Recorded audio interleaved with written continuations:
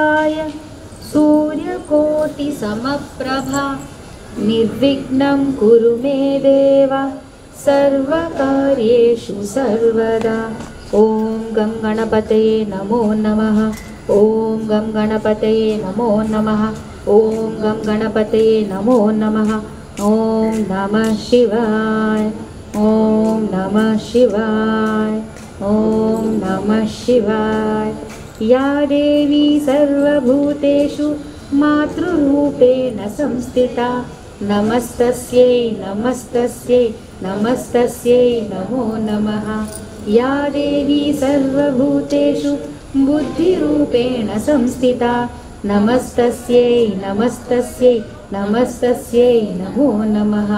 या देवी सर्वभूतेषु श्रद्धारूपेण संस्थिता नमस्तस्यै नमस्तस्यै नमस्तस्यै नमो नमः। सदाशिवसमारम्भां शङ्कराचार्यमध्यमाम् अस्मदाचार्यपर्यन्तां వందే గురు పరంపర. నాకు జన్మనిచ్చిన నా తల్లిదండ్రులకి, ఇష్టదైవమైన లలితమ్మకి, నా సద్గురువుకి పాదాభివందనం. అమ్మవారి వైభవం చాటి చెప్పిన తామవేదం కన్మత శర్మ గారికి, చాగంటి గారికి, జీలన్ శాస్త్రి గారికి నా నమస్సుమాంజలి. సత్యవ్రత, సత్యరూప, సర్వంతర్యామిని సతి. ఇది ఒక గుత్తిలా చెప్తా. సత్యవ్రత, సత్యవ్రత, సత్యము వ్రతంగా. సత్యం అంటే ఏంటి? నిజం అంటే నశించనిది, వాస్తవం.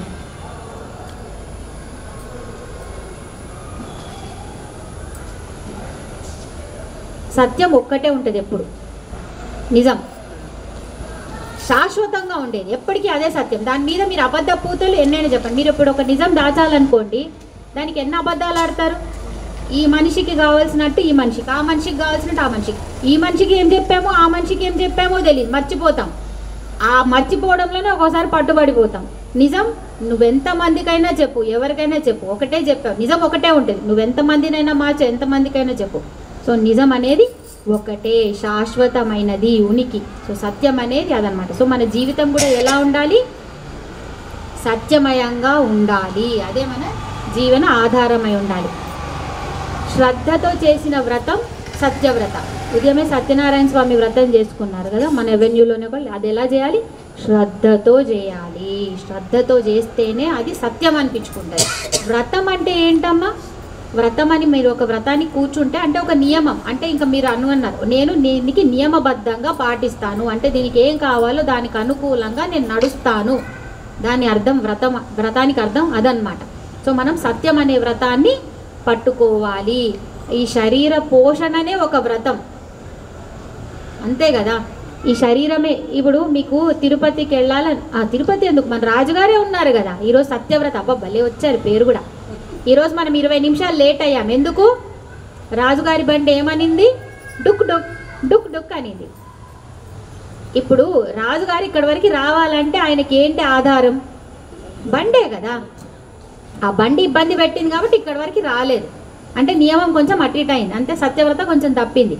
ఇప్పుడు మీరు కూడా ఏదైనా చేయాలనుకుంటే ఎవరు సహకరించాలి మీకు? నాకు ప్రవచనం రేపు చెప్పాలనుంది కానీ రేపు లేవగానే, ఉదయం లేవగానే నాకు జ్వరం వచ్చింది. నేనేం చేస్తా? మెసేజ్ పెడతా, పోస్ట్ పోన్ అంట. అంటే నాకెవరు? నా శరీరం, నా దేహం సహకరించాలి. అప్పుడు నియమంగా నేను ఏదైతే చేయగలను ఆ కార్యాలు చెయ్యగలను. అంటే శరీర పోషణ కరెక్ట్గా ఎలా చెయ్యాలో ఆ పద్ధతిలో చేస్తే శరీర పోషణ అది కూడా సత్యవ్రతం కిందనే వస్తుంది. మనం బాగా చేస్తాం కదా, కలియుగంలో అయితే ఇంకా బాగా చేస్తాం. సో శ్రీకృష్ణుడు ఏమన్నాడంటే శ్రద్ధతో చేసిన ఏ పనైనా సత్కర్మనే అంట. శ్రద్ధ అంటే ఏంటి? శ్రద్ధ అంటే ఏంటి? ఇప్పుడు ఒక ఎంసెట్కి చదివే పిల్లాడు ఉన్నాడు. ఇప్పుడు ఎంసెట్ అనొద్దేమో కదా, నీట్ అనాలా? ఏదో అంటాను. నేను ఎంసెట్ రాసాను, అప్పుడు ఎంసెట్ అంటాను. నేను ఎంసెట్ రాస్తున్నాను. నేను ఫస్ట్ టైం ఎంసెట్ రాసినప్పుడు మా నాన్నకి నమ్మకం ఉంది నేను డాక్టర్ అవుతాను, కానీ నాకు నమ్మకం లేదు నాకు సీట్ వస్తుందని. వచ్చే ఛాన్సెస్ ఎన్ని ఉన్నాయి? కొంచెం పడిపోతాయి. నాకే నమ్మకం ఉండింది అనుకోండి, నా ప్రయత్నం ఎలా ఉంటుందో చెప్పండి. నాకు సీట్ వస్తుందో రాదో తర్వాత సంగతి పక్కన పెట్టండి, కానీ నా ప్రయత్నం ఎలా ఉంటుంది? నా ప్రయత్నంలో లోపం ఉండదు. అదైతే చెప్పగలను కదా, సీట్ వస్తుంది రాదనే తర్వాత విషయం, కానీ ప్రయత్న లోపం ఉండదు. అంటే పూర్తి శ్రద్ధ నా దాని మీదే పెడతా. సో అది సత్కర్మ. నువ్వు ఏదైనా పని పడితే దాంట్లో పూర్తి శ్రద్ధను పెట్టు. ఫలితం ఏమవుతుంది తర్వాత వదిలేసి. అప్పుడు రాలేదనుకో ఫలితము, అది నీ సమయం కాదని గుర్తుపెట్టుకో. అంతేగాని నువ్వు అర్హుడివి కాదు అని మాత్రం నీ మీద నువ్వు స్టాంప్ వేసుకోకు. ఆ టైం నీది కాదు అనుకో, అంతే. అండ్ అమ్మకు నీకు కరెక్ట్ టైం వచ్చినప్పుడు ఇస్తే కదా, అది చప్పడ పాడికి అంటారు చూడ, అండ్ అలా ఇస్తుంది. మనకి తెలియక అనవసరంగా మనము చెప్పి పొడుస్తాం. మనల్ని మనము ఇన్స్టిట్యూట్లనో పార్షాలిటీ పేరనో ఏదో ఒక పేరు చెప్పేసి దాన్ని దాటేయాలనుకుంటాం. కానీ మన ప్రయత్న లోపం ఏముందో దాన్ని సరి చేసుకోం. ఎప్పుడు అవతల వైపు వెళ్ళేస్తే తప్పు చాలా ఇబ్బందిగా ఉంటుంది కదా, ప్రశాంతత ఉంటుంది, పడుకోవచ్చు రాత్రి, కాబట్టి వేసేస్తాం పక్క వాళ్ళ మీద. సో రోజు అమ్మవారి ఆరాధన కూడా వ్రతమే. మీరేం చేస్తారు? రోజు వచ్చి ముగ్గేస్తారు. మీరేం చేస్తారు? రోజు వచ్చి మీరేం చేస్తారు? రోజు వచ్చి మీరే వచ్చి రోజు వచ్చి ఏం చేస్తారు? మీరు ఎలా అయినా రండి బా, ఇక్కడ వరకు వచ్చారా, ఈ క్షేత్రంలో అడుగు పెట్టారా, పాదాలు పడ్డాయా, చాలు రండి అంతే. అది కూడా ఒక వ్రతమే. ఎంతో మందిని చూస్తారు తెలుసా, ఎంతో ముద్దుగా అనిపిస్తుందో. పూజారి గారు వెళ్ళిపోయిన తర్వాత కూడా వస్తారు. నాకు ఇంట్లో ఉన్నప్పుడు 11ంటికి గంట వినిపిస్తుంది, 12ంటికి వినిపిస్తుంది, 1 గంటకి వినిపిస్తుంది.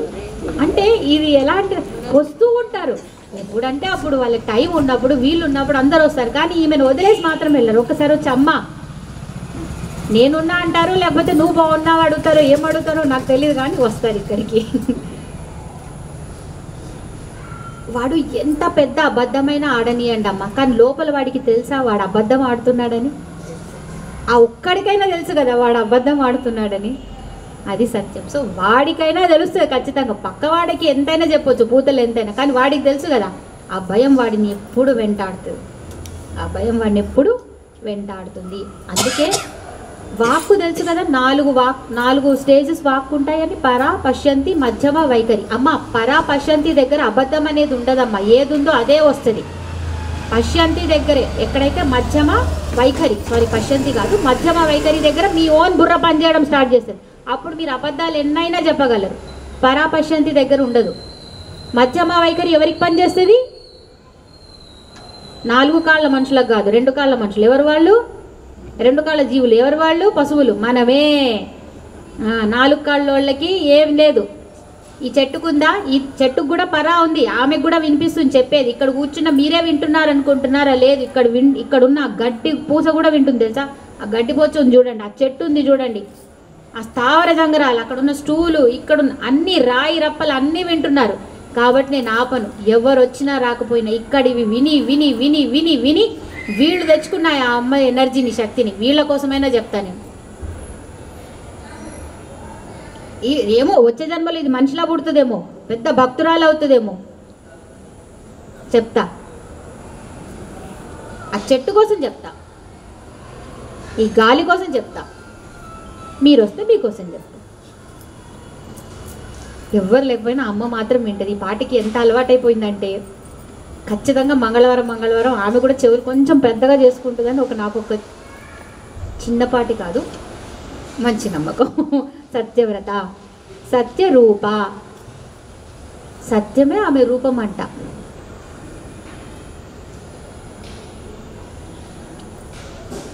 చెట్టు ఎక్కడి నుండి వచ్చింది? విత్తనం నుంచి.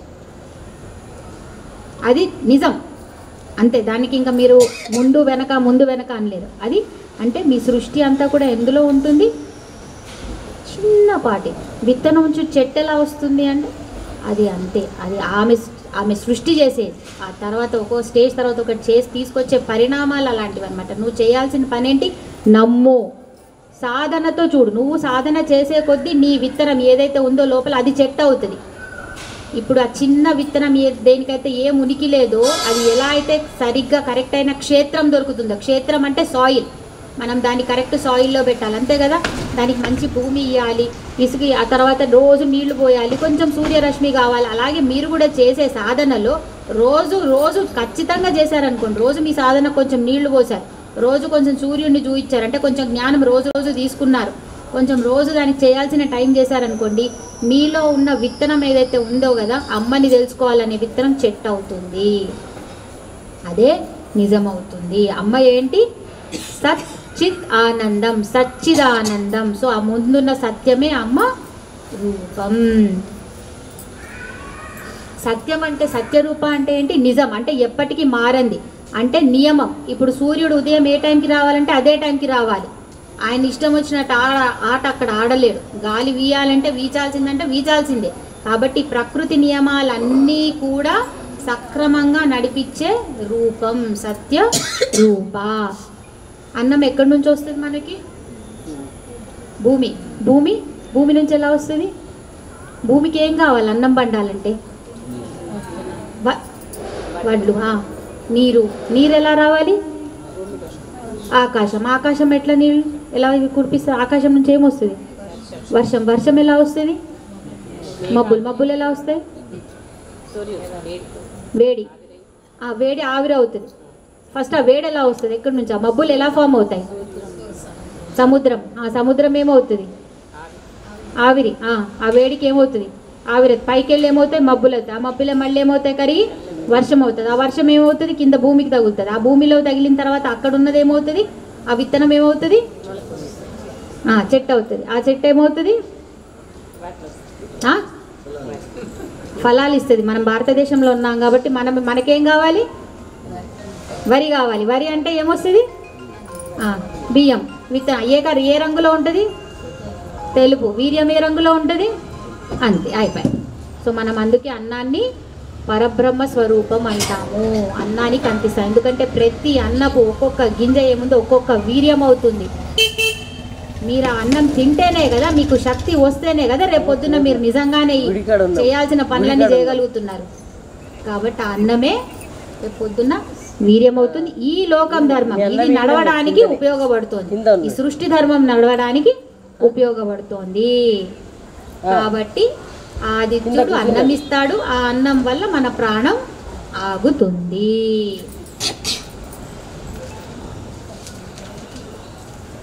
ఇలా ఉన్న అమ్మ ఎక్కడుంది? అబ్బాబాబా ఎలా చెప్పారు మేడం? నెక్స్ట్ నామం అదే అన్న, సర్వంతర్యామిని. అంతటా ఉంది. ఎందుకంటే ఆమె ఎక్కడో అక్కడ ఇప్పుడు మన లీడర్ ఉన్నారనుకోండి అమ్మా, మన లీడర్ ఎక్కడ ఉంటాడు? తన ఆఫీస్ రూమ్లో కూర్చొని అక్కడ నుంచి అన్ని ఆర్డర్స్ వేసి ఇచ్చేస్తాడు. ఆమె అలా ఆఫీస్లో కూర్చొని ఉండదు, సర్వ వ్యాపకం. అంతే, అంతా తిరుగుతూ ఉండి చూసుకునే తల్లి. ఎక్కడుంటుంది ఆమె స్థానం ఏంటి మనలో? అర్జునుడికి చెప్తాడనమాట కృష్ణుడు, నేను ఎక్కడుండి చూసుకుంటా అందరిలో అంటే హృదయ స్థానంలో ఉండి చూసుకుంటా, హృదయ స్థానంలో ఉండి చూసుకుంటా. ఆమె ఉంది అని మనకు ఎలా తెలియాలి? ఉంది సత్యవ్రత, ఆమెనే సత్యరూప, ఆమెనే సర్వంతర్యామిని, ఆమెనే. కానీ ఆమె ఉందని ఎలా తెలియాలి? చల్లగాలి వస్తుంది, వర్షం పడుతుంది. ఇప్పుడు జంతువులు ఉన్నాయి, కుక్కలు అయితే ఒకేసారి నలుగురిని కనగలరా? నలుగురు ఈజీగా వస్తారు కదా. మనకి ఒకళ్ళనే 9 నెలలు ఒకళ్ళని, ఆ తర్వాత 9 నెలలు ఒకటి, ఒక్కోసారి ట్విన్స్, సరే ట్రిప్లెట్స్ వరకు ఒకరికి. సరే మనం ఒకళ్ళ తర్వాత ఒకళ్ళని కన్నాం కాబట్టి మనకి ప్రేమ తగ్గుతుందా? తగ్గుతుందా? నేను ఫస్ట్ వీడిని కన్నా కాబట్టి వీడు నాకు ఫస్ట్ ఇష్టము, నువ్వు ఇష్టం లేదని ఎప్పుడైనా అన్నామా మన పిల్లలతోని? అనలేదు కదా. ఎప్పుడైతే నువ్వు ఈ సృష్టిలో ఉన్న ప్రతిదీ కూడా ఒక్కటే, నేను అది సమానమే అన్నప్పుడు నీ హృదయాకాశంలో వెళ్ళి నేను ఉన్నాను అనేది నీకు గోచరం అయ్యేలాగా బుద్ధి ప్రచోదయాత్. మీరు ఏదైతే గాయత్రి మంత్రం చదువుతారు చూడండి, అప్పుడు మీ బుద్ధి ప్రచోదయాత్ అవుతుంది. అప్పుడు ఆమె మీకు కనిపించడం మొదలవుతుంది, అప్పుడు మీరు ఆమెని అనుభవించడం మొదలు పెడతారు. అమ్మ ఆత్మ ఆధ్యాత్మికం అంటే అమ్మ వచ్చి ఒకరోజు మీ ముందు నిల్చుంటుంది అంటే నిల్చుంటుందేమో, మీరు అలా బాగా కల్పన చేసుకుంటే నిల్చుంటుంది. లేకపోతే ఆధ్యాత్మికం అంటే అనుభవించడం. ఎంతలా అనుభవించాలంటే ఆమెని మీరు ఇక్కడ కూర్చున్నారా, నేను యాదేవి సర్వభూతేషు అంటే ఎంతమంది చూస్తారో లేదో తెలియదు. ఆ టైంలో అమ్మ వస్తూ ఉంటుంది, ఆమె అస్సలు ఆపుకోలేదన్నాను, గాలి వస్తూనే ఉంటుంది. ఇదే కదమ్మా అనుభూతి. ఆ మెల్లగా అనుభూతి ఎంతవరకు వెళ్తుంది అంటే మీకు ఇంకో మనిషే అవసరం లేదు మాట్లాడడానికి, మీ ఆనందం చెప్పడానికి, మీ బాధ చెప్పడానికి. మీకు బాధ అనేదే ఉండదు. మీలో మీరు ఎంత తన్మయత్వం చెందుతారంటే మీరు బాధతో ఏడవరు, ఆమెని నేను అనుభవించగలుగుతున్నాననే ఆనందంతో ఏడుస్తారు. ఏడుపు కాదది, సారీ ఏడుపు అనొద్దేమో అది.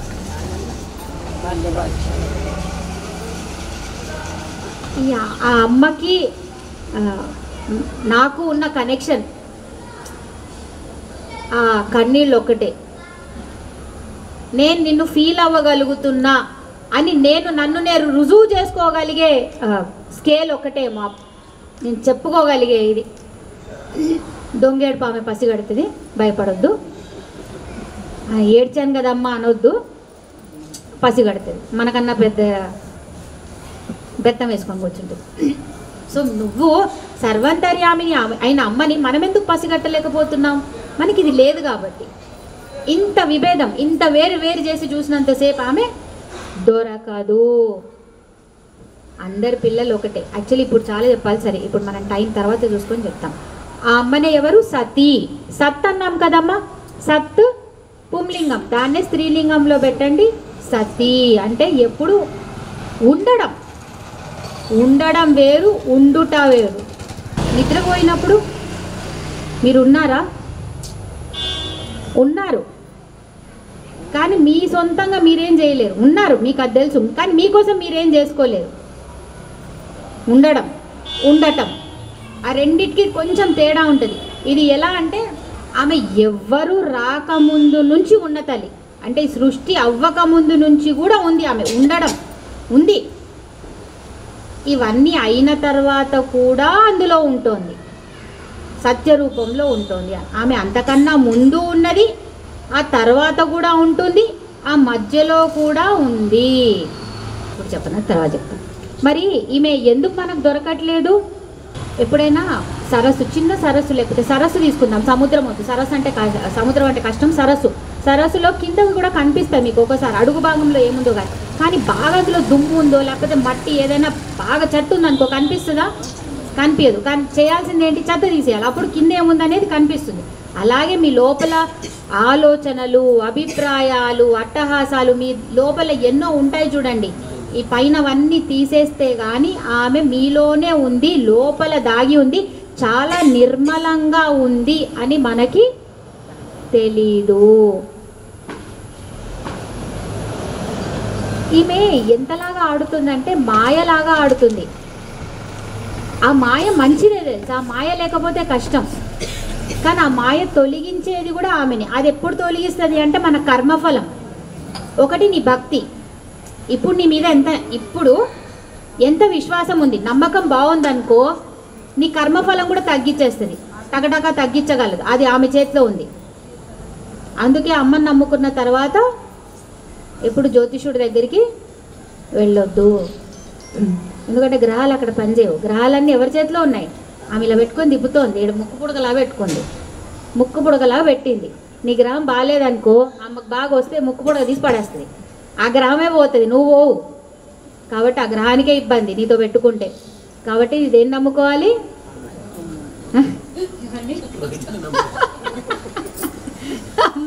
అమ్మని నమ్ముకోవాలి. అమ్మని నమ్ముకోవాళ్ళు జ్యోతిషం నమ్ముకోవచ్చు. ఎందుకంటే జ్యోతి రూపం కూడా అమ్మ రూపమే. అమ్మ అందరిలో ఉంది. నమ్మావనుకో నీకు జ్యోతిషమే అవసరం లేదు. నువ్వు అమ్మని నమ్మలేదనుకో జ్యోతిషాన్ని నమ్ము. నువ్వు జ్యోతిషాన్ని కూడా నమ్మలేదనుకో, నాస్తికుడు ఉంటాడు, నేను దేవుణ్ణి నమ్మట్లేదు, దేవుడు లేడు, మరి ఎవరు నమ్ముతావు? నన్ను నేను నమ్ముకుంటా. నువ్వెవరు? నన్ను నేను అంటే నేను అని అంటున్నావు కదా, ఆ నేను ఎక్కడి నుండి వచ్చింది? ఆ నేను ఎవరు? ఆ నేను అనేది ఉంది కదా, ఆ నేను అని ఎవరు నీతో అనిపిస్తున్నారు? ఆ నేను అనే దాని మీద నీకు నమ్మకం ఎక్కువ, అకుంఠితమైన నమ్మకం. నేను చెయ్యగలను, నేను ప్రూవ్ చేయగలను, నాకెవడు అవసరం లేదు. ఆ నేను చెయ్యగలను అనే అకుంఠిత నమ్మకం, విశ్వాసం ఉంది చూడు నీ రూపంలో, నీలోనే సత్య రూపలాగా ఉంది.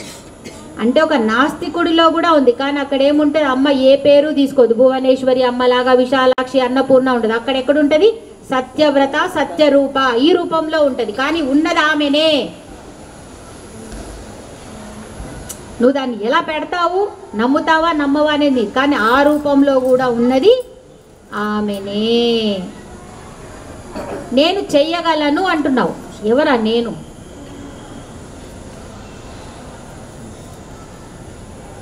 భారతదేశంలో ఇంకా కొద్ది పార్టీ ఉంది, మిగతా వాటన్నిటిలో you believe in yourself. It's good, believe in your self.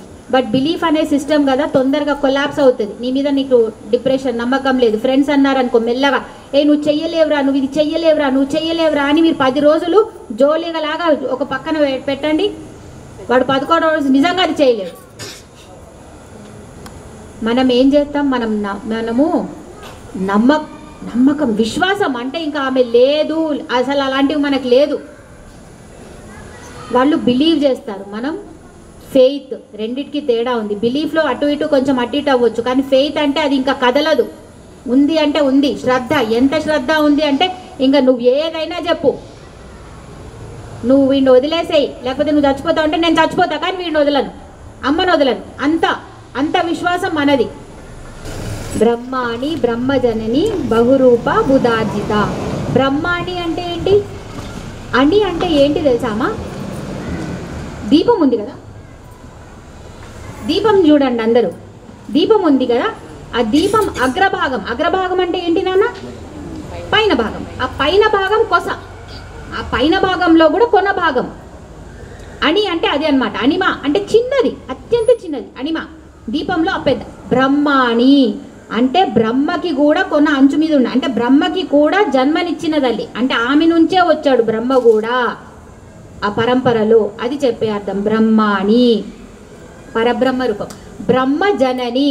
బ్రహ్మ అంటే ఇక్కడెవరు? వేదం. చతుర్ముఖ బ్రహ్మ దగ్గర ఏముంటుంది? వేదం ఎవరిచ్చారు చతుర్ముఖ బ్రహ్మకి? ఈ అమ్మనే ఇచ్చింది. ఆ బ్రహ్మని కూడా పుట్టి ఇచ్చిన తల్లి, త్రిమూర్తులకి తల్లి, అంత జీవరాశులందరికీ తల్లి. ఈమె లేనిది ఈ సృష్టియే లేదు. బహురూప. ఈమె ఎన్ని రూపాల్లో వచ్చింది? అనేక రూపాల్లో వచ్చింది. ఎలా? జీవరాశులు, జంతువులు, జలాలు, స్థావర జంగరాలు, మనుషులు. మనం ఎన్ని అమ్మ మనము ఎన్ని దాటొచ్చాం? 84 లక్షలు. అంత దాటితే అంట మనిషి రూపంలో పుడతామంట. ఒకసారి మీరంతా రీల్ వెనక్కి తిప్పుకోండి. ముందు చిన్న చీమ, అదిగో ఆడ తిరుగుతుంది చూడు, అదే మీరు. చచ్చిపోయారు. నేను ఇప్పుడు దాన్ని చంపేయాలనుకుంటే 2 నిమిషాల్లో డెత్, ఫటాక్. ఆ తర్వాత చిన్నగా చెట్టు, ఆ తర్వాత ఒక చిన్నగా పాము, ఆ తర్వాత ఒక పిల్లి, ఆ తర్వాత ఒక కుక్క, ఇంట్లో పెట్ డాగ్. ఆ తర్వాత కాదబ్బా, ఆ తర్వాత ఎవరో ఇంట్లో కొంచెం బంటు, ఇంత పని చేస్తే ఇంత అన్నం వేస్తే తిని ఆ రోజు ఏడో రోడ్ల మీద పడుకొని. ఆ తర్వాత చెత్తలు ఎత్తుతారు కదా చిన్నవి, డస్ట్ ఎత్తేవాళ్ళు. ఆ తర్వాత ఏదో చిన్న షాప్ పెట్టుకొని, కొట్టు పెట్టుకొని ఏదో మామిడి పళ్ళు అమ్ముకుంటున్న వాళ్ళు. ఆ తర్వాత ఇక పెంచుకోండి మీ లెవెల్ని. ఆ తర్వాత ఎన్ని చెప్తా? ఆ తర్వాత ఇప్పుడు వచ్చి ఏం చేస్తున్నారు? ఇక్కడ కూర్చొని అమ్మ నామాలు వింటున్నారు. అంటే ఎన్ని దాటుంటే ఈరోజు మీకు ఆమె నామాలు వింటే దానిని నెత్తికెక్కించుకునే అంత బుర్ర ఉండి అర్థం చేసుకోగలిగే స్థాయిలో ఉండే మీకు ఒక జన్మనిచ్చింది. ఇప్పుడు నేను ఇది పిల్లికి కూర్చోబెట్టి చెప్తే పిల్లి ఏం అడుగుతుంది? యావ్ యావ్ అంటది. కాదే నువ్వు విను, నేను లలిత సహస్రనామం చెప్తా అంటే యావ్ యావ్ అంటది. తర్వాత ఇంత పాలు పెట్టారనుకో తాగి వెళ్ళిపోతుంది కదా. అంటే వాళ్ళ బతుకు ఎంతవరకు ఉంటుంది తెలుసా నాన్న జంతువులది? నువ్వు నాకు అన్నం పెట్టు, ఇంతే. ఈ మిగతా పనులు కూడా చేస్తారా నేను చెప్పను, ఇంతే. మీరు ఇక్కడ నన్ను అంటే ప్రసాదం పెట్టని కూర్చున్నారా? ఎందుకంటే ప్రసాదం ఇంకా పంచలేదు, దానికోసం కూర్చున్నారే? ఏమి లేదు కదా, వినాలనే కూర్చున్నారు కదా. తేడా ఉంది కదా మనకి ఇప్పుడు దానికి దీనికి.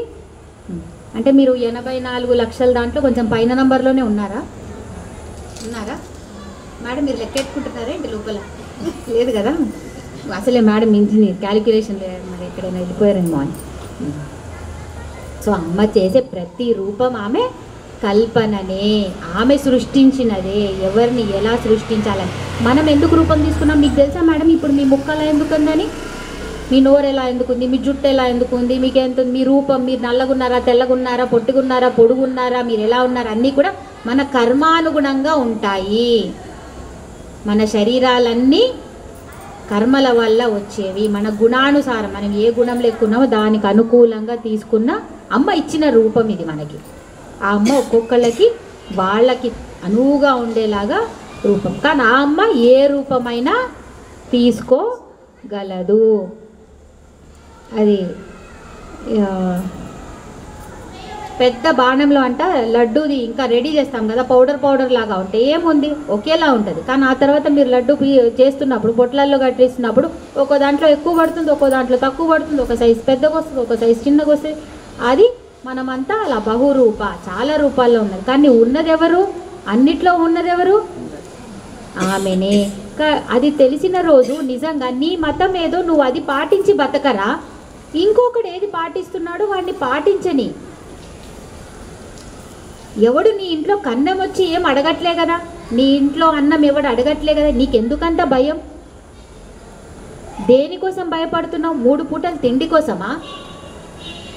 అది దొరుకుతుంది కదా. నువ్వు ఇంకొకరిని చంపుకుంటూ పోయి నువ్వు మొత్తం లోకమంతా ఒకటే మతం ఉండాలని అదెక్కడిది? అసలు మొదలుపెట్టిన ఆయనే ఆ ఉద్దేశంతో మొదలుపెట్టలేదే, మీరెందుకు అంత తప్పుడు ప్రచారం? అందుకే చెప్తున్నానమ్మా, ప్రచారణ నేను కూడా ఏం చేస్తున్నా, సో ఇవి చెప్తారు చూడండి, ప్రీచర్స్ చెప్తారు. ఎవడైతే దేవుణ్ణి దయచేసి అనుభవించలేదో ఆ దైవాన్ని వాళ్ళు 10 మందికి బోధించకండి. అదేమవుతుందంటే నా నోటికి ఏదొస్తే నేను అదొక 4 మాటలు అంట, విన్నవాడు ఇదేదో బాగుంది కదా అని తనకు నచ్చినట్టు ఇంకో 4 వేసుకొని తను ఇంకోటి చెప్తాడు. చాలామంది ఎవరైతే పుస్తకాలు పట్టుకొని తిరుగుతున్నారో అదే చేస్తున్నారు. మీరు అనుభవించండి, చెప్పండి. అందుకే మనల్ని సీకర్స్ అంటారు. అంటే మనం ఎప్పుడూ అన్వేషిస్తూ ఉంటాం, జ్ఞానం కోసం అన్వేషిస్తాం. ఇంకొకరిని మార్చాలని అనుకో, ఎందుకంటే నాకే ఏం తెలీదు, ముందు నేను తెలుసుకోవాలి. దాహంతో ఉన్నవాడు ఇంకొకడికి ఏం తీరుస్తాడు దాహం? కాబట్టి ఫస్ట్ మన దాహం తీరాలి అని తెలుసుకోవడానికే మన జీవితం సరిపోతుంది. కానీ ఒకరిని దోచుకోవాలని మనం కూర్చోము. కానీ మన మీదకి ఎవడైనా వస్తే దిమ్మ తిరగాలి. నేనైతే అదే చెప్తా. మనం వీకా మేడం, మీ ఇంట్లో కారం పొడి లేదా? ఉంది కదా, గిచ్చలేరా? దానికి స్పెషల్గా ఇంకేమైనా నేర్చుకోవాలా? అవి కూడా ఉన్నాయని మనం ఎందుకు మర్చిపోతాం? వేసేయండి చెప్తున్నా, వాళ్ళని మాత్రం పవర్ఫుల్ చేయొద్దు. అందుకే చిన్నప్పటి నుంచి ఇంట్లో కొన్ని అవి చెప్పాలి.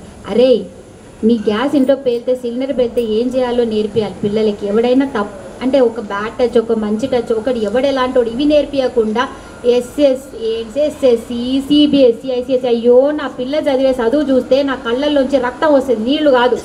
కానీ నేనేం చేయలేను. మనకి దేశానికి ఏమొచ్చింది? స్వాతంత్రం వచ్చింది. అంటే వాళ్ళు మన దేశం వదిలి వెళ్ళారు తప్పించి వాళ్ళ బట్టలు మన దగ్గరే వదిలేసి వెళ్ళారు, వాళ్ళ చదువులు మన దగ్గరే వదిలేసి వెళ్ళారు, వాళ్ళ టీవీ గట్రా అన్నీ మనకి దగ్గరే వదిలేసి వెళ్ళారు. ఓన్లీ ఏం వదిలేసి వెళ్ళారు? వాళ్ళు ఏదో పేపర్ మీద ఏదో రాసేసి వెళ్ళిపోయారు. అర్థమైందా? మనం ఇంకా ఎవరి చేతిలో ఉన్నాం? వాళ్ళ చేతిలోనే ఉన్నాం. ఏం చేస్తాం?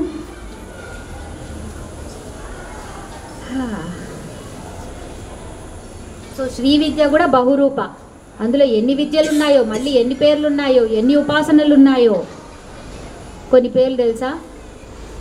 అందులో ఉన్న మంత్రాలు, ఎన్ని మంత్రాలు అన్నీ అమరూపమే, ఎన్ని యంత్రాలు అన్నీ అమరూపమే, ఎన్ని మంత్రాలు అన్నీ అమరూపమే. అయ్యో మరి అయ్యలేడా? అయ్యా జస్ట్ ఇలా అనుకున్నాను, నాకు చెయ్యాలని ఉంది సృష్టి అన్నాడు. అమ్మ అంది సరే నేను చేసేస్తా అని. ఆయన అనుకోవడమే లేట్. ఆయన శక్తి ఎవరు? అమ్మ. శక్తి లేనిది కదులుతుందా అమ్మ ఏదైనా? కాబట్టి ఎప్పుడు ఎందుకు ఎవరిని అంటున్నా అమ్మ అమ్మ అని, అయ్యలేడని కాదు. అమ్మ ఉంది అంటే ఆ అమ్మలో ఉన్న అయ్య గురించి కూడా చెప్తున్నామని, అయ్యని ఏదో సపరేట్గా పెట్టామని కాదు. మనం ఎప్పుడు సమయాచారం, మనం ఒక్కళ్ళనే పెట్టాం, ఇద్దరిని పెట్టే మాట్లాడతాము. మరి ఈ అమ్మ ఎవరికి దొరుకుతుంది?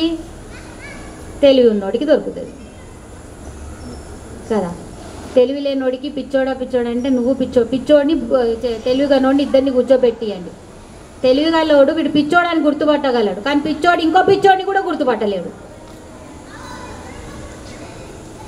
సో మీరు ఏదైనా ఇక్కడ నుంచి నేర్చుకొని వెళ్తే మీరు దాన్ని ఎంత ప్రాక్టీస్లో పెడతారు అనేదే చూడండి. ఇక్కడ నుంచి విని ఇక్కడ నుంచే వదిలేసి వెళ్ళకండి. ఇక్కడ కూర్చున్న తర్వాత అమ్మవారి నామాలు ఇది 64వ వారం కదమ్మా, ఖచ్చితంగా చెప్తాను. నేను బల్లగుద్ది చెప్తాను. నా జీవితం అయితే మారింది. నాలో ఉన్న చిన్న లోపాలు ఉండేవి కదా, ఆ చిన్న లోపాలు అమ్మ నా ముందు తీసుకొచ్చి ఇలా పెడుతుంది. ఈ లోపాలు అంటే నా యుద్ధం ఇప్పుడు బయట వాళ్ళతో లేదు, నాతోనే ఉంది. నీ లోపాలు ఇవి ఉన్నాయి, వీటిని సరి చేసుకో. ఎలా సరి చేసుకోవాలో కూడా ఆమెనే చెప్తుంది. కానీ దానికన్నా ముందు మదనం అనేది మాత్రం పెడుతుంది. మదనం లేకుండా ఏది రాదు. మీరు చిలికితే కానీ వెన్న రాదు. అలాగే మీకు మిమ్మల్ని మదన పెట్టకుండా మీకు ఏ పరిష్కారం ఇవ్వదు. ఇప్పుడు మిమ్మల్ని టీచర్ ఫస్ట్ క్లాస్లో వేసిందన్న, ఫస్ట్ క్లాస్లో వేసిన టీచరు ఫస్ట్ క్లాస్ లాస్ట్లో ఫైనల్ ఎగ్జామ్ ఎప్పుడు పెట్టాలనేది మిమ్మల్ని అడిగి పెడుతుందా, ఆమెనే పెడుతుందా? ఆమెనే పెడుతుంది. పాస్ ఫెయిల్ అనేది ఆమెనే చెప్తుందా, మీరు అడిగితే మీకు ఏది కావాలో అది ఇస్తుందా? ఆమెనే చేస్తుంది. సెకండ్ క్లాస్కి ఆమెనే ప్రమోట్ చేస్తుంది, అన్నీ ఆమెనే చేస్తుంది. ఎగ్జామ్ ఎవరు పెడతారు? ఆమెనే పెడుతుంది. రోజు మీకు క్లాస్ లెసన్ ఎవరు నేర్పిస్తారు? కొత్త పాఠాలు ఆమెనే నేర్పిస్తుంది. పుట్టించేది ఆమెనే. మీరు ఎప్పుడు పోతారు అనేది డిసైడ్ చేసేది కూడా ఆమెనే. రోజు మీకు పాఠాలు నేర్పించేది కూడా ఆమెనే. పరీక్షలు పెట్టేది కూడా ఆమెనే. దానికి కరెక్షన్ చేసేది కూడా ఆమెనే. రిజల్ట్ ఇచ్చేది కూడా ఆమెనే. మరి మీరేం చేస్తున్నారు? సాధన. నేర్చుకుంటానమ్మా అనే సమర్పణ భావము. నేర్చుకోలేదనుకో ఆ పిల్లాడి వైపు ఆ టీచర్ కదా క్లాస్ అసలు చెప్తున్నప్పుడు వాడి వైపు చూడని కూడా చూడదు. మీరు చూడండి, క్లాస్లో 40 మంది పిల్లలు ఉంటే ఆ టీచర్కి ఒక్క పిల్లాడి మీదే ఉంటుంది, ఒక 2-3 మీద. వీళ్ళు ఈరోజు వచ్చారా లేదా, అమ్మ వీళ్ళు వచ్చారు, ఆమెకు ఆతృత, వీళ్ళు వినేవాళ్ళు ఉన్నారు, వీళ్ళకి చెప్పొచ్చు. ఆమె ఇంకా 30 మందిని పట్టించుకోరు, ఎందుకంటే ఆ 30 మంది ఈమెను పట్టించుకోరు కాబట్టి. అది ఆమెకి తెలుసు. అప్పుడు వాళ్ళు ఏంటి తెలుసా? గుంపులో గోవింద. మీరు ఎప్పుడైనా చూసారా? మేకల గుంపు చూడండి. ఒక్క మేకను వాడు మేకల కాపరి కొట్టాడనుకో, కొట్టి ఈ దారి వెళ్ళు అన్నాడు, మిగతా మేకలు తెలియకుండానే అదే దారి పడతాయి. అందుకే టీచర్ ఏం చేస్తుంది కదా, క్లాస్ రూమ్లో ఒకరిని కోప్పడుతుంది. అలా కోప్పడగానే తెలియకుండా ఒక 10 మంది సెట్ అయిపోతారు. అలా ఒక మేకల గుంపు ఉంటుందని వాళ్ళ కోసమే కొన్ని వాడతారు టీచర్. తెలివైన వాడికి ఆ మేకల గుంపు అవసరం లేదు. Akal మందుకో ఇషారా coffee hey. మేకల గుంపుకి ఏం చేయాలి? ఒకరిని కొట్టి చూపించాలి. 20 మంది సెట్ అయిపోతారు. నెక్స్ట్ టైం 20 మంది హోంవర్క్తో సహా వస్తారు. అది. సో అమ్మ ఏం చేస్తుంది? బుద్ధున్నోడి చేత పూజింపబడుతుంది, అర్చింపబడుతుంది. మీరు నిజంగా ఇక్కడ అంతా కూర్చొని ఇంత ఓపికగా వింటున్నారంటే మీరు ఇది కాదా? ఖచ్చితంగా ఈ అమ్మ నామాలు చెప్తూ నేనైతే మారానమ్మా. నా జీవితంలో ఆమె తీసుకొచ్చిన మార్పులు మైట్ బి నేను పుట్టి ఇంకో 40 సంవత్సరాలు బతుకున్నా కానీ జరిగేవి కావేమో. నేను ఇంకో 20 సంవత్సరాలు 40 పుట్టి లాస్ట్ చివరి వరకు వచ్చినా ఎంత మార్చిందో తెలుసా? అది అయ్యేది కాదు.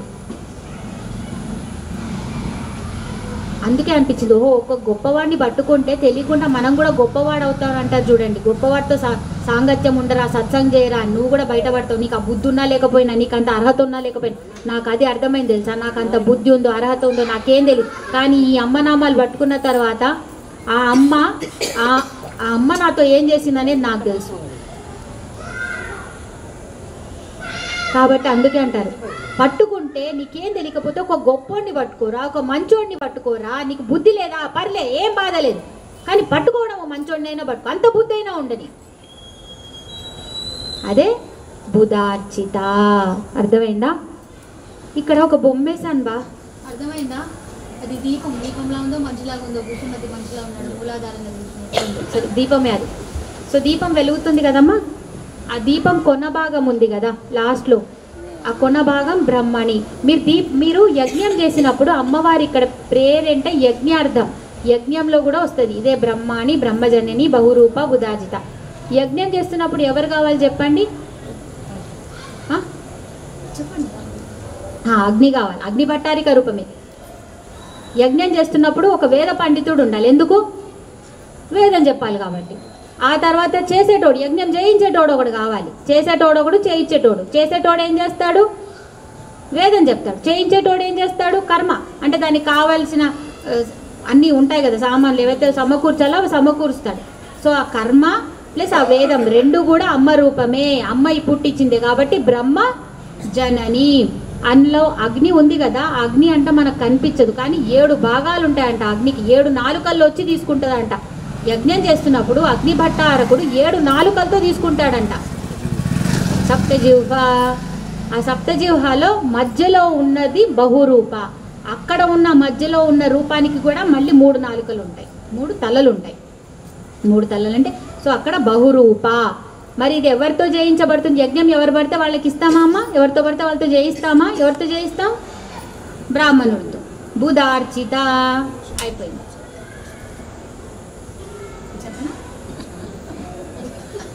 అంటే మాకెవరికి ఇక్కడ యజ్ఞం చేయించగలం కానీ చెయ్యలేము కదా, చెయ్యలేము. ఇక్కడ చేయించగలిగేవాడు ఉన్నాడు, చేసేవాళ్ళు ఉన్నాం, చేయించుకోగలిగే వాళ్ళు ఉన్నాం. అమ్మా సో మనకి పేరంతా సరిపోయింది. అయ్యో ప్రసవిత్రి ప్రచండాజ్ఞ ప్రతిష్ట ప్రకటాకృతి. శవం ప్రసవం, శవం అంటే కనుట. ఎలా కనిందమ్మా, ప్రసవం కనింది. అంటే ఎలా చక్కగా కనిందంట. ఏం కనింది, ఈ సృష్టినే కనింది. మీరు ఒక బిడ్డని 9 నెలలు మీ కడుపులో పెట్టుకుంటే ఆమె ఈ సృష్టిని అంతటిని ఆమె కడుపులో పెట్టుకొని చూసుకుంటుంది కాబట్టి మనం ఇంకా బతుకున్నాం. కాబట్టి ఆమెకు ప్రతిరోజు ప్రసవ వేదనే, ప్రతిరోజు వస్తుంటారు పోతూ ఉంటారు, ఆమె కడుపులోనే వస్తుంటారు పోతూనే ఉంటారు.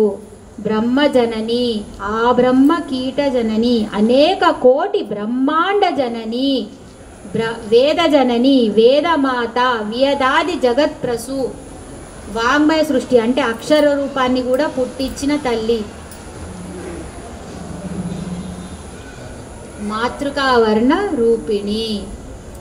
ఇన్ని రూపాల్లో అమ్మ ఈ సృష్టిని వీళ్ళందరినీ పుట్టిస్తూనే ఉంది.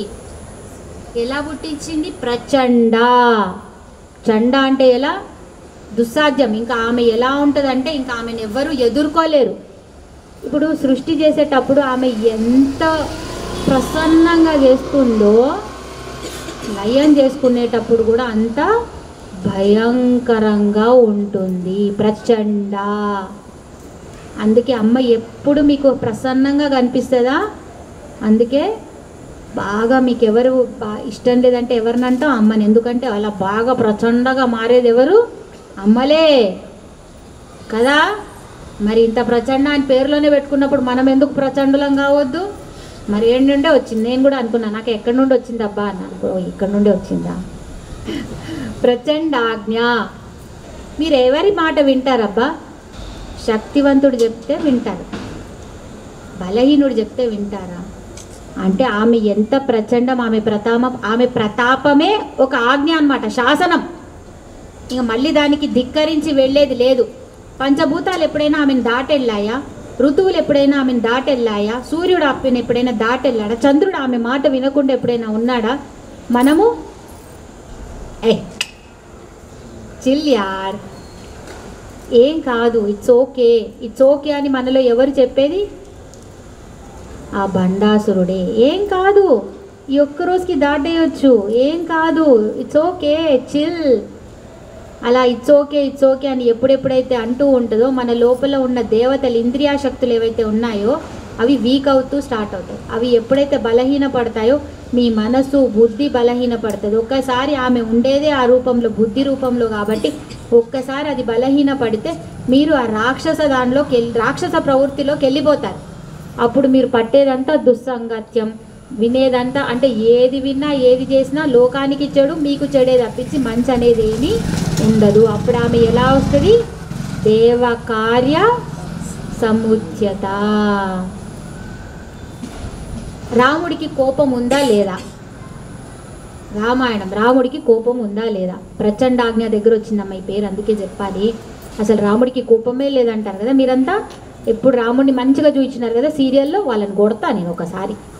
రాముడు హితక్రోధ, హితక్రోధ, హితక్రోధ. క్రోధం ఉంది కానీ దేనికోసం? హితం కోసం. ఆయనకంట క్రోధం వస్తే అంట దేవుళ్ళే వణికిపోతారంట.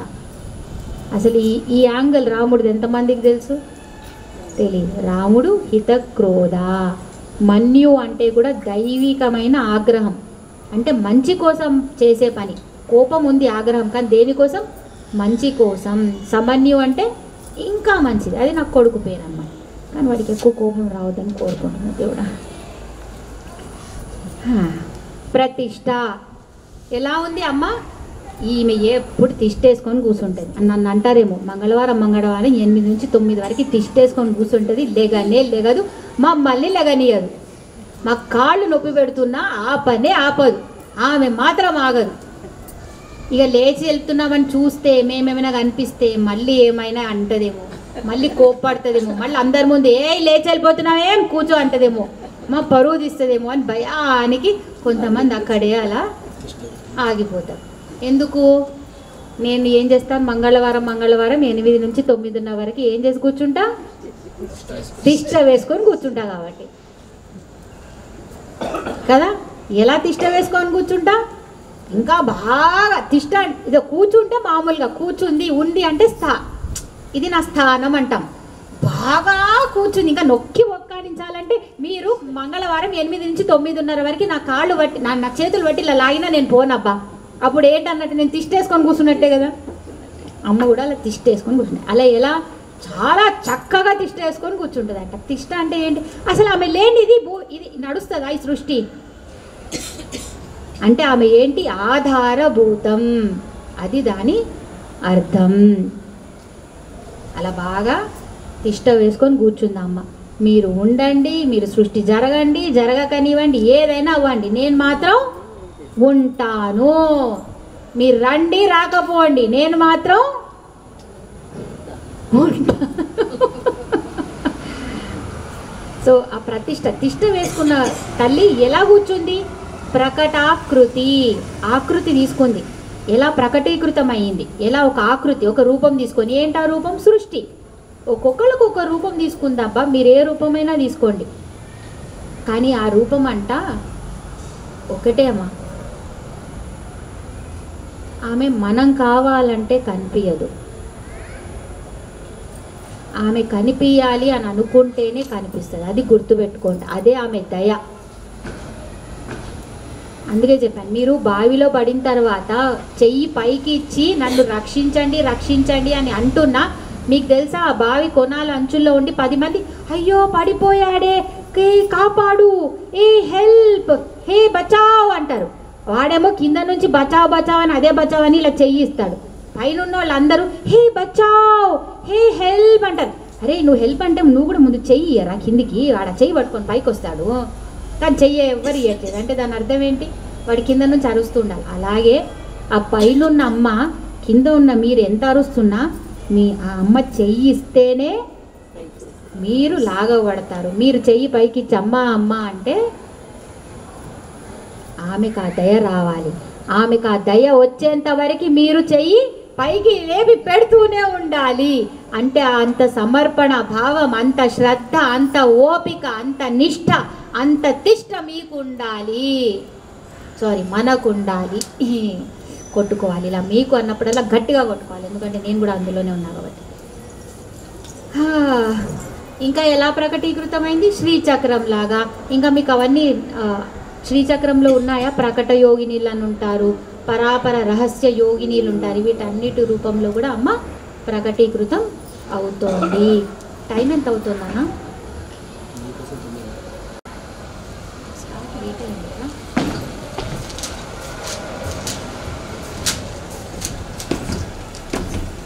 సరే, నాకు కరెక్ట్గా 20 minutes to ½ hour ఇవ్వండి, సరేనా? బోర్ కొడుతుందా? ఎంతమందికి బోర్ కొడుతుంది? చేతులు లేపండి, ఏం కాదు. చేతులు లేపండి, మళ్ళీ ఆలోచించి లేపండి చేతులు.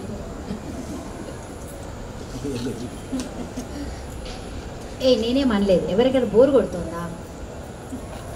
ఉక్కబోస్తుందా? మీ అందరికీ కూడా షాల్ ఇస్తా, అప్పుడు తెలుస్తుంది ఉక్కబోతంటే ఏంటో.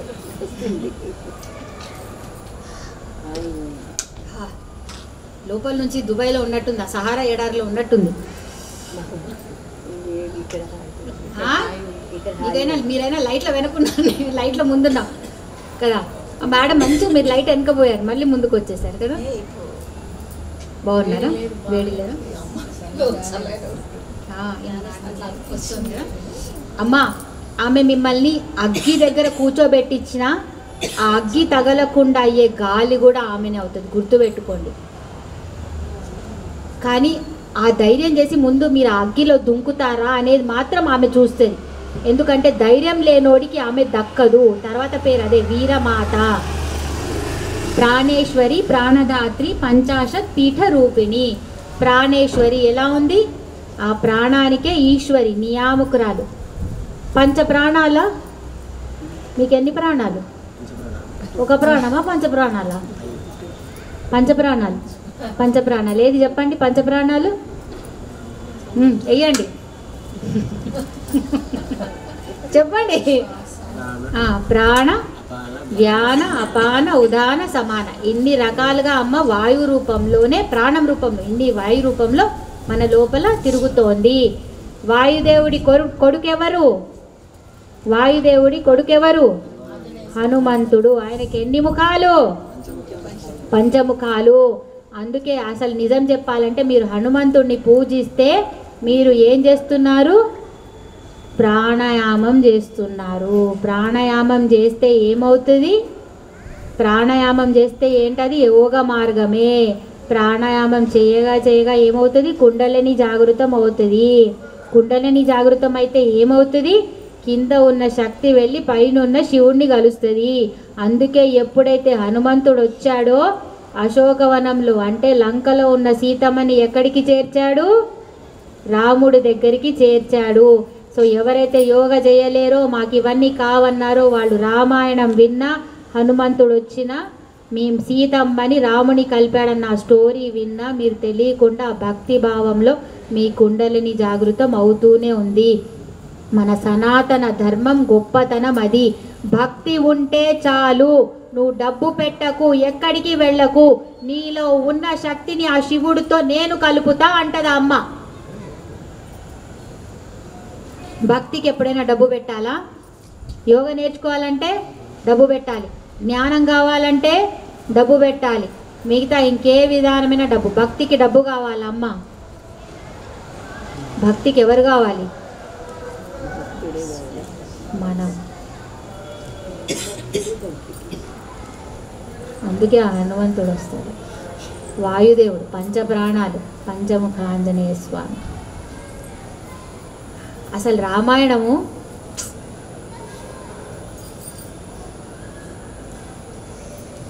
సరే, ఇందులో కొందాం, మళ్ళీ అయిపోతే ఇబ్బంది. ప్రాణదాత్రి, ప్రాణేశ్వరి అంటే ప్రాణానికి నియామకురాలు, సరేనా? ఇస్తుంది. ప్రాణదాత్రి అంటే ఇచ్చేది. అమ్మ మీకు జాబ్ ఇచ్చినోడే శాలరీ కూడా ఇస్తాడు కదా, మామూలుగా అయితే అదే పద్ధతి కదా. ఇక్కడ కూడా ఆమె ప్రాణం ఆమెనే ఇచ్చింది, దాన్ని నిలబెట్టేది కూడా ఆమెనే. అలా బతికిచ్చే అమ్మని ఏమైంది? తెలంగాణలో బతుకమ్మ అయ్యింది. మరి ఈ అమ్మాయి ఎక్కడుంది? ఎక్కడుంది అమ్మ? పక్క ఉందా? ఉంటుంది, పక్కనే ఉంటుంది. పంచాశత్ పీఠ రూపిణి. ఈ అమ్మ ఎక్కడో, ఇప్పుడు ప్రాణం రూపంలో ఉందన్నాము, ప్రాణదాత్రి అన్నాం, ఎక్కడుందో చెప్తే మేము కూడా ఎత్తుక్కుంటాం కదా కదా, మేము కూడా ఎత్తుక్కుంటాం కదా. సో అమ్మ అంది, నేను పంచాశత్ పీఠ రూపిణి అంటే పంచాశత్ అంటే శతం అంటే 100, కాదప్పా,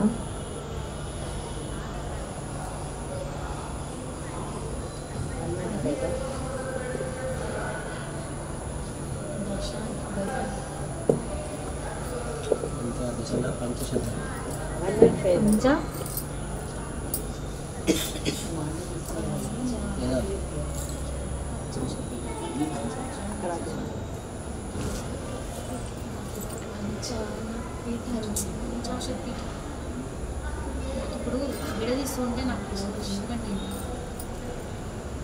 శతం అంటే 100, దశ అంటే 10, అది ఎవరి దగ్గర ముఖ్యం లేదా? 50 పీఠాలు, శక్తి పీఠాలు, అవి అక్షరాలు కూడా 50 ఉంటాయి.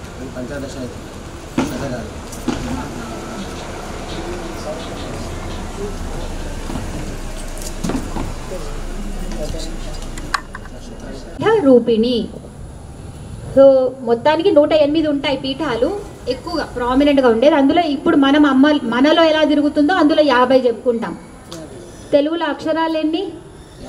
50. అచ్చులెన్ని, హల్లులెన్ని?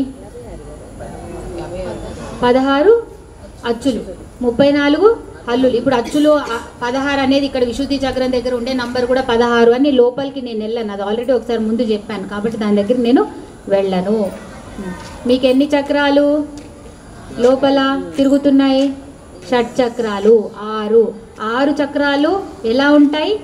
లోటస్ పువ్వు పద్మాలకి దళాలు ఎలా ఉంటాయో అలా ఉంటాయన్నమాట. మీరు ఎలా అంటారు, పూజకి తీసుకెళ్తున్నప్పుడు దళాలు తీసుకొని కొన్నప్పుడు మీకు ఎలా ఇస్తాడు ఆ షాప్ అతను? అన్నీ ముడుచుకొని ఉంటాయి. మీరు వెళ్ళేటప్పుడు ఏం చేస్తారు? వాటిని ఒక్కొక్కటి దాన్ని మీరే విప్పుతూ ఉంటారు. అలాగే మీ కుండలిని జాగృతం కానంత వరకు మీ పద్మాలన్నీ ఎలా ఉంటాయి? లోపల ముడుచుకొనే ఉంటాయి. అవి ఎన్ని దళాలు ఉన్నాయి? దళాలంటే రేకులు తెలుసు కదా. సో ఒక్కొక్క చక్రం దగ్గర ఒక్కొక్కటి ఉంటుంది. అదేంటి? కింద నుంచి రానా? పేర్లు తెలుసా? మళ్ళీ చెప్తా. మూలాధారం దగ్గర 4. గణపతి సంఖ్య ఎంత? 4, ఎందుకంటే అక్కడ కూర్చునేది గణపతియే కాబట్టి. స్వాదిష్టాన దగ్గర 6, షట్. మణిపూరక దగ్గర 10, అనాహత దగ్గర 12, ఎందుకంటే అనాహత సూర్యుడితో సమానం. సూర్యుడు ఎంతమంది? ఆదిత్యులు ఎంతమంది? 12. విశుద్ధి దగ్గర 16. ఆజ్ఞాచక్రం దగ్గర 2, ఎందుకంటే ఇక్కడికి వచ్చేసరికి ఉన్నది 2, శివుడు శక్తి, వేరే లేరు. ఇక్కడికి వచ్చేసరికి వాళ్ళు ఐక్యమైపోయారు, ఇంకా ఉన్నది ఒకటే కాబట్టి దీన్ని దళాల్లాగా చూపించారనమాట. ఇవి అంతా కూడా లెక్క పెట్టండి, ఎన్ని వస్తాయి? 50. సో ఇన్ని రూపాల్లో ఉన్న తల్లి అంటే ఆ అంటే కూడా ఆమెనే ఒక ఆకారం ఉంది. ఆ అన్న తల్లి, ఈ అన్న తల్లి, ఈ అన్న తల్లి. బూతులు మాట్లాడతారా? తెప్పలు పడతాయి. సో అమ్మ వీటన్నిటిలో కూడా హాయిగా తిరుగుతోంది. ప్రాణేశ్వరి, ప్రాణదాత్రి, పంచాశత్ పీఠరూపిణి. అంటే ఆమెకి ఏం అటు ఇటు లేవు. సరే అయ్యో వీటన్నిటిలో ఉందా, మరి ఎలా తిరుగుతుంది? ఇప్పుడు మనకి ఏం చేస్తున్నారు? స్విమ్మింగ్ పూల్ ఏం చేస్తారు? ఏ రోజు బ్లాక్ చేసేస్తారు? ట్యూస్డే కదా. ట్యూస్డే నాట్ అలౌడ్ కదా. మనకి కొన్ని రూమ్స్కి వెళ్ళడానికి పర్మిషన్ ఉందా? మన మేనేజ్మెంట్ హ్యాండ్ ఓవర్ ఇవ్వనంత వరకు మనము ఎక్కడ దాన్ని ఏమంటారబ్బా, ఏమంటారు, స్పోర్ట్స్ ఇండోర్ వాటికి కొన్నిటికి యాక్సెస్ లేదు, కలిపేసేసుకొని ఉంది కదా. అలాగే మన శరీరంలో కూడా ఎప్పటి వరకు అయితే మీకు కుండలిని జాగృతం అవ్వదో మీవన్నీ కూడా బ్లాక్స్ ఉంటాయి.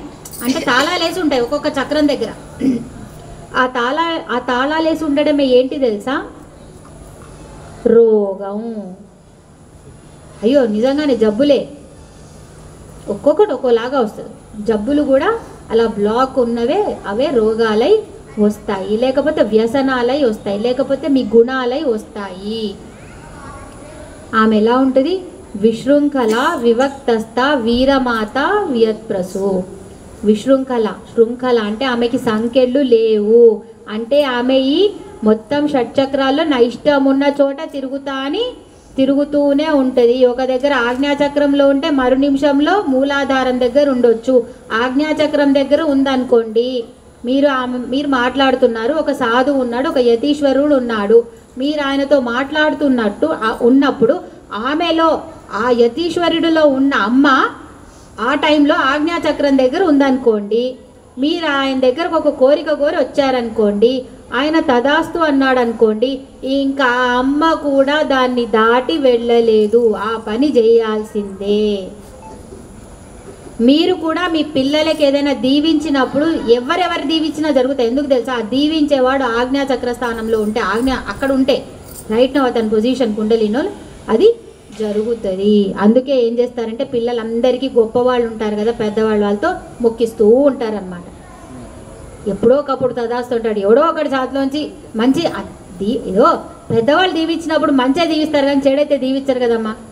కాబట్టి వాడికి ఆయువో పెరుగుతుంది, ఆరోగ్యమో వస్తుంది, సుమంగళత్వమో వస్తుంది, ఏదో ఒకటి మంచిదైతే వస్తుంది అనే ఉద్దేశంతో మొక్కు మొక్కు మొక్కు అంటారు. నడుము నొప్పి కూడా తగ్గుతుంది, పర్లే మొక్కు అంటారు. వాడికి అలాంటి ఉద్దేశాలు ఏం లేకపోయినా కనీసం ఎక్సర్సైజ్ అనే అవుతుంది, మొక్కరా అంటాం.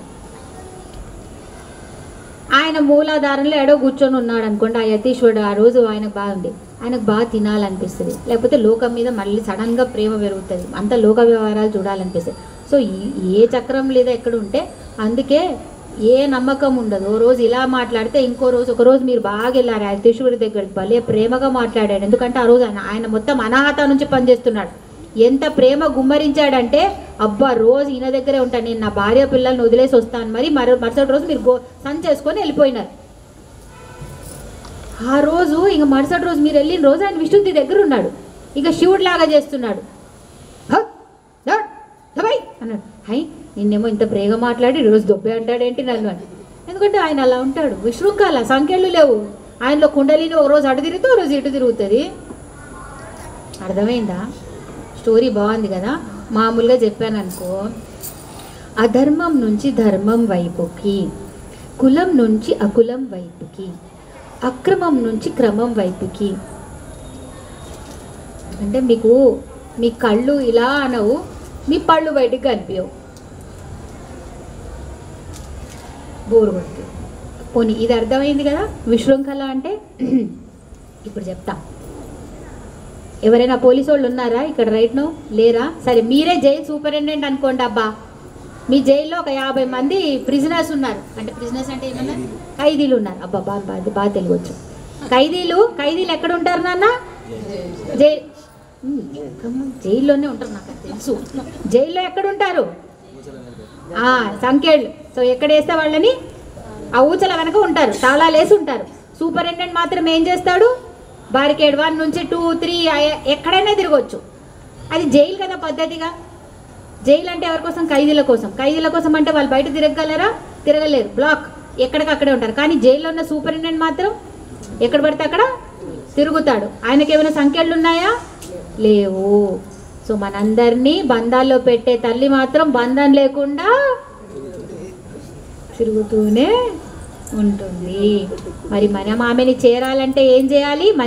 మంచి కార్యాలు చేస్తే ఆగస్టు 15th రోజు ఎలా అయితే ఖైదీలను రిలీజ్ చేస్తారో, మనం కూడా కొంచెం సాధనతో మంచి పని చేస్తే అమ్మ మనల్ని కూడా రిలీజ్ చేయవచ్చు. అందుకే ఈ నామాలు ఇక్కడ వింటూ ఉంటే కొంతమందికి మీకు తెలియకుండానే కొన్ని జబ్బులు నయం అవుతాయి, కొన్ని వ్యసనాలు మీరు వదిలేసుకుంటారు, మీకు తెలియకుండా మీ గుణాలు బాగుపడతాయి, నువ్వు బుద్ధి ప్రచోదయాత అవుతాయి. ఇవన్నీ విశృంఖల కాదా? ఆమె చేస్తున్న విశృంఖల కాదా? కొంతమంది రావడం మానేస్తారు, అది కూడా ఆమెనే చేయిస్తుంది. వివక్తస్థ ఇన్ని చేస్తున్న తల్లి ఆమె మాత్రం ఎలా ఉంది? వివక్తస్థ. స్థ ఉన్నది, వివక్త ఎలా? ఒంటరిగా ఉన్నదంట, ఒక్కతే ఉన్నదంట.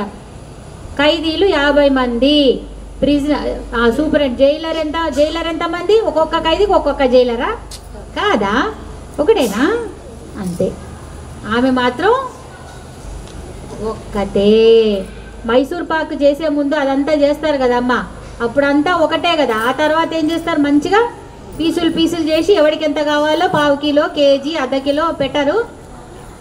ఆమె మాత్రం ఒక్కతే, కనిపించడానికి బహురూప, ఏకాకిని భూమరూప నిర్ద్వైత ద్వైత వర్జిత. మనం కూడా ఆ స్థితిలోకి వెళ్ళాలంటే ఏం చేయాలి? మెల్లమెల్లగా సాధన చేస్తూ మెట్లెక్కడమే. ఒకేసారి పైకి ఎక్కారనుకోండి, ఎంత పైకి ఎక్కారో అంత పైకి మూతి పగిలేలాగా కింద పడి. అందుకే సాధన కదా ఎప్పుడు మెల్లగానే పెంచండి, ఏం తొందర లేదు, మెల్లమెల్లగానే. ఒకేసారి ఆ అనుభూతి కావాలని వెళ్తారు కదమ్మా, మళ్ళీ అది ఎప్పటికీ దొరకదు. అది దొరకనప్పుడు ఏమవుతుందంటే మీకు ఎవడో ఇది నేర్పించాడు, లేకపోతే ఏదో నేర్పించి వ్యసనం నేర్పించి అది చూపించకపోతే ఎలా అవుతుందో, మీరు ఆధ్యాత్మికంలో కూడా సడన్గా నాకు అలాంటి ఎక్స్పీరియన్స్ కావాలని తీసుకున్నారనుకోండి, వెళ్ళారనుకోండి, తర్వాత మీరు ఎలా తయారవుతారంటే ఇక నాకు ఆధ్యాత్మికనే వద్దంటారు. అందుకే అంటున్నాను, మీరు చాలా పవర్ఫుల్ ప్లేసెస్కి కూడా కదా మీకు సాధన లేకుంటే వెళ్ళకండి. వెళ్తే ఎక్కువసేపు అక్కడ ఉండకండి. నేను దయచేసి చెప్తున్నా, మీకు ఏ సాధన లేదు, గురువు లేడు, లేకపోతే ఏది లేదు, వాళ్ళు అన్నారు ఈ ప్లేస్కి వెళ్తే భలే ఉంది, బాగుంది, నాకు మంచి అనుభూతి వచ్చిందంటే అతను సాధకుడేమో, అతను ఆల్రెడీ ఆధ్యాత్మిక మార్గంలో ఉన్నాడేమో. కానీ మీకు కూడా అక్కడ వెళ్ళాక ఎక్స్పీరియన్స్ వస్తుంది, కానీ మీకు ఏం చేయాలో తెలియదు, పిచ్చిలేసిపోతుంది, పిచ్చోళ్ళు అయిపోతారు. మీకు అది ఎలా మేనేజ్ చేయాలో తెలియదు. ఉన్నాయి ఇలాంటివి, ఉన్నాయి ఇన్సిడెన్సెస్ ఉన్నాయి. కాబట్టి అరగని తిండి తినకండి, ఎంత అరుగుతుందో అంతే తినండి. ఇది కూడా అంతే, ఎందుకంటే అరగని తిండి బాగా అత్యుత్సాహం ఎక్కువ తిన్నా కొంచెం కూడా పొట్టలోకి వెళ్ళకుండా అంతా బయటికే కక్కేస్తారు. కక్కిన తర్వాత ఇంకో 4 రోజుల వరకు ఏ తిండి తినలేరు. అందుకే తస్మాత్ జాగ్రత్త. సరే, ఏ సంఖ్యలు లేని తల్లి, ఒక్కతే ఉన్న తల్లి. ఈమె ఎవరికి తల్లి మరి? వీరమాత, వీరులకి. వీరులంటే ఎవరు? అమ్మ ఉంది అన్న నమ్మిన వాడికే దొరుకుతుంది. ఫస్ట్ నువ్వు ఉంది అని నమ్ము. ఉందన్న వాడికి అమ్మ ఉంది, లేనన్న వాడికి అమ్మ లేదు. అంటే ఇప్పుడు మనమందరం పుట్టించాం కాబట్టి మనం ఉన్నాం ఖచ్చితంగా. కానీ ఆధ్యాత్మికంలో ఆమె ఉంది అంటేనే ఆమె ఉంది, ఆమె లేదు అంటే ఆమె లేదు. కాబట్టి ఉంది అని ముందు నమ్ము. సో ఉపాసకులు ఎవరైతే అమ్మ ఉపాసన చేస్తారో వాళ్ళకి అమ్మ ఉంది. మీరు కాళ్ళు జాపుకుంటే జాపుకోండి. ఇంకెవరున్నారు అమ్మకి పిల్లలు? కుమారస్వామి. కుమారస్వామిని కూడా అమ్మ ఏమైంది, ఎవ్వడు మోయలేకపోయాడు ఆయన. వాయుదేవుడు, గంగమ్మ, ఎవ్వరు కూడా, కార్తికేయులు మన కార్తికలు ఎవ్వరు లేకపోతే మళ్ళీ ఆ అమ్మనే శర్వాణం అంటే అలాంటి గడ్డిపోచాయి దాంట్లో ఆమె వేసుకొని ఆ కుమారస్వామిని కాపాడుకుంది. ఆ రేళ్ళు అంటారు కదా దాన్ని, ఇలాంటిది గడ్డిపోచలాగా ఉంటాయి, శర్వణం అంటారు. అక్కడ కూడా ఆ అమ్మనే కాపాడుకుంది, కుమారస్వామికి తల్లి. గణపయ్య, గణపతి, గణాదులాగా అందరికీ అధిపతి. ఆయనకెవరు తల్లి? ఆ అమ్మనే. వీరభద్రుడికి కూడా ఆమెనే తల్లి. వీరమాత, వీళ్ళందరికీ తల్లి. మనకు కూడా తల్లి. ఎంతమందికి తల్లి? చేతులు లేపండి. అందరు లేపుతున్నారా? ఈరోజు చెప్తున్నా, లేపితే మిమ్మల్ని ముందుకు తీసుకెళ్తుంది. నమ్మావు కాబట్టి. ఉంది అంటే ఉంది, లేదు అంటే లేదు. ఉందని ఎంతమంది? మొత్తం లేపండి మేడం. కొంచెం రేపో వచ్చేస్తుంది, లేదంటే మళ్ళీ ఓ 10 సంవత్సరాల తర్వాత రాగాలి. సరే.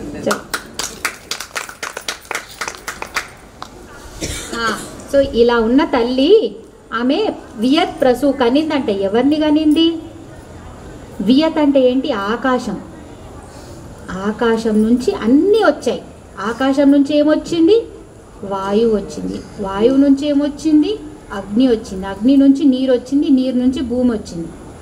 ఒకటి తర్వాత ఒకటి రావాలి కదా. మనకు పిల్లలు ఒకరి తర్వాత ఒకరు పుట్టారు, కానీ ఇప్పుడు నా పెద్ద కూతురు నుంచి ఇంకో కూతురు అట్లా రాలేదు కదా. అమ్మకు అలా వచ్చారేంటి? పాలలోంచి ఏమొచ్చింది? పెరుగు. ఒకటి తర్వాత ఒకటి చెప్పుకుందాం. పాల నుంచి ఏమొచ్చింది? పెరుగు కన్నా పైన దానిపైన మీగడ. అమ్మయ్య, నాకు కూడా కొంచెం మీగడ వచ్చింది. మీగడ తర్వాత మీగడ నుంచి వెన్న. పాలు తోడేస్తే సరే ఇటువైపు పెరుగు. మీగడ నుంచి వెన్న. వెన్న నుంచి నెయ్యి. నెయ్యి నుంచి ఇక మీరు వేసుకున్న స్వీట్లు అన్నీ వస్తాయి. కానీ కాబట్టి అన్నిటికీ ఆధారం ఎవరు? పాలు. ఆ అమ్మనే ప్రతిష్ఠ. పాలే ప్రతిష్ఠ. ప్రకటాకృతి మీగడ, నెయ్యి, పెరుగు, వెన్న ప్రకటాకృతి. అలా ఆధారభూతమైన తల్లి ఇన్ని ఆకృతుల్లో ప్రకటీకృతం అవ్వబడుతుంది. అర్థమైందా? అసలు ఆమె గురించి వింటూ ఉంటే మీకు టీవీ చూడాలనిపిస్తుందా? అయ్యో ఇంటికి వెళ్ళి అన్నం పెట్టండి అబ్బా మీ పతిదేవులకి ప్లీజ్. అమ్మా అయ్యమ్మా చీమలు నన్ను కుట్టట్లేదు, కుట్టవులే, అవి కూడా వింటున్నాయి నాకు తెలుసు. ముకుంద ముక్తి నిలయ మూల విగ్రహ రూపిణి. అబ్బా కట్టే కొట్టే తెచ్చి ఎక్కువ ఇబ్బంది పెట్టను. నాకు ఈ పేరు ఉదయము ముకుంద ముక్తి నిలయ మూల విగ్రహ రూపిణి. ముకుంద అంటే ఎవరు? కృష్ణుడు. ముక్తినిచ్చేవాడు ముకుంద. ముక్తి నిలయ ఇచ్చేవాడు ముకుంద. కానీ ఆ ముక్తి అయ్యే ఉన్నవాడెవడు? అది కూడా అమ్మనే. ముక్తి ఇచ్చేది అమ్మనే. ముక్తిలాగా ఉండింది సత్యవ్రత సత్యరూప అంటే అది కూడా ముక్తియే అమ్మ. ముక్తినిచ్చేది అమ్మ, ఆ ముక్తియే అమ్మ. మూల విగ్రహ రూపిణి ఎలా ఉంది? మూల విగ్రహ రూపిణి. మూల విగ్రహము అంటే గ్రహం అంటే ఏంటమ్మా? గ్రహించటం. అన్నీ ఎప్పుడైతే గ్రహిస్తాయి, అందుకే విగ్రహం అంటారు. గ్రహం అంటే ఏంటి? మీరు పెట్టిన పూజలు, యంత్రశక్తి, తర్వాత మంత్రశక్తి, మీరు ఏదైతే అమ్మని తర్వాత ఏ రకంగా మనం అమ్మని చేస్తాం? ఒకటి ప్రాణప్రతిష్ఠ చేస్తాం, ఇంకోటి మంత్రంతో ప్రాణప్రతిష్ఠ చేస్తాం కదా. అప్పుడు ఏం చేస్తాం? అమ్మకి ఆ శక్తినంతా లోపల ఇచ్చేస్తాం. ఆమె ఆ శక్తినంతా గ్రహించేస్తుంది. ముందు రాయిలా ఉన్న తల్లి, శిల్పంలా ఉన్న తల్లి ఇప్పుడు ఏమైంది? విగ్రహం. గ్రహం కాదు, విగ్రహం అంటే విశేషమైన విశిష్టమైన గ్రహించింది. లేకపోతే మీరేమవుతారు? నార్మల్ మన నవగ్రహాలు అవుతారు. నవగ్రహాలు ఏం గ్రహిస్తాయి? మనల్ని అంతా దొప్పించడానికి గ్రహిస్తాయి. అమ్మ విగ్రహం అంటే విశిష్టమైన విశేషమైన గుణాలని గ్రహించినది, ఆ శక్తిని గ్రహించిన తల్లి కాబట్టి విగ్రహం. మూల విగ్రహ రూపిణి. సో నువ్వు ఆ అమ్మని ముక్తి మార్గంలో చేరాలన్నా, ఆమెనే ముక్తి కావాలన్నా ఒక మార్గం కావాలి, ఒక సాధన కావాలి. కాబట్టి ఆ విగ్రహ రూపంలో ఉన్నది. ముకుంద ముక్తి నిలయ మూల విగ్రహ రూపిణి. మీరెక్కడికైనా వెళ్ళాలి అంటే దారి కావాలి, సరే, మార్గం. ఎక్కడికి వెళ్ళాలి? ఎక్కడికైతే వెళ్ళాలో అది మీ గమ్యం కదా. ఎలా వెళ్తారు? కాలినడకనైనా వెళ్తారు, బస్సులో అయినా వెళ్తారు, కారులో అయినా వెళ్తారు. ముకుంద అనేది దారి, మార్గం. ముక్తి నిలయ అనేది గమ్యం. మూల విగ్రహ రూపిణి అనేది ఆ వెహికల్. మీరు ఏదైతే పడతారు కదా, ఆ మార్గం వెళ్ళడానికి ఏదో ఒకటి పడతారు కదా, సాధనం, అది మూల విగ్రహ రూపిణి. సో ఆ మూడు అమ్మనే, ఆమెనే మార్గం. ఆ మార్గం దగ్గరకు వచ్చిన తర్వాత అక్కడ నిల్చొని చూస్తే గమ్యం చేరితే ఈమెనే కదా ఇంతవరకు నేను చూసింది అనుకుంటావు. తీసుకొచ్చింది కూడా ఆమెనే. అంటే ఎక్కడెళ్ళినా ఆ మూడు ఆమెనే. ఇలా అంటున్నప్పుడు నాకు అన్నమయ్య గుర్తొచ్చాడు. అన్నమయ్య ఆయన ఎప్పుడైతే పుట్టాడో, పుట్టినప్పుడే ఆయన ప్రసవేదన ఉన్నప్పుడు ఆ లక్కమాంబకి ప్రసవం చేసింది ఎవరమ్మా? స్వయంగా పద్మావతి అమ్మవారే వచ్చింది. ఆయన పల్లకి మోసింది ఎవరు పెళ్ళిలో? స్వయంగా ఆ వెంకటేశ్వర స్వామే మోసాడు. మోసి ఆ తర్వాత ఆయన సాయుధ్యం చేరుతున్నప్పుడు కూడా దగ్గర చేర్పించుకున్నది ఎవరు? ఆయనే చేర్పించుకున్నాడు. ఆయన మూల విగ్రహం అయ్యి ఆయన మీద కావ్యాలు రాయించుకున్నాడు. మరి దారంతా అన్నమయ్యకు ఆయన ఇవ్వలేదా? ఆయనే ముకుంద అయ్యాడు, ఆయనే ముక్తి నిలయాడు, ఆయనే మూల విగ్రహ రూపిణి అయ్యాడు. మీకు అన్నమయ్య అంత నిష్ట ఉంటే, భక్తి ఉంటే, ఆమెనే దారి, ఆమెనే మార్గం, ఆమెనే గమ్యం, ఆమెనే ఆ నడిపించే సాధనం కూడా అవుతుంది. ఓం శ్రీమాత్రే నమః.